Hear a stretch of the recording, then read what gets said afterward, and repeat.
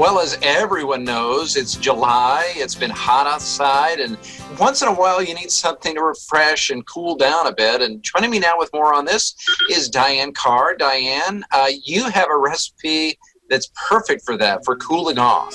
Right, I think popsicles really hit the spot this time of the year, and I have a little homemade recipe. It was one that my mom made for me when I was a kid.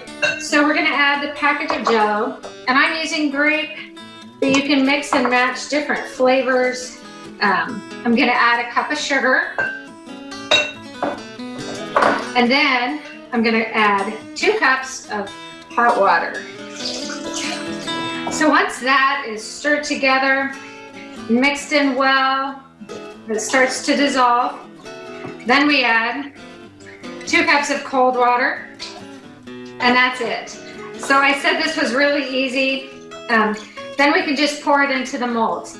But I think what's fun about this is that there's some ways that we can kind of mix this up. We can take some strawberries and maybe puree them and add that to this mixture.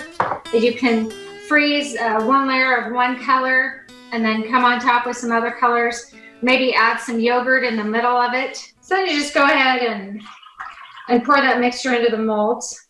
And then you can just add the lids to the top once that's finished.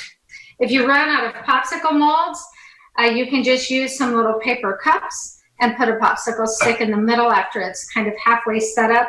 There's some really fun popsicle molds out there. We found these. They're little lightsaber molds. They even have a battery with a light in them. So another thing that's fun to do is you can take a little muffin paper and put that underneath your popsicle when you're eating it to catch any of the musses.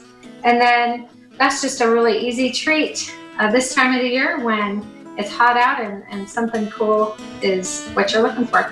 Okay, Diane, thank you very much. It looks great.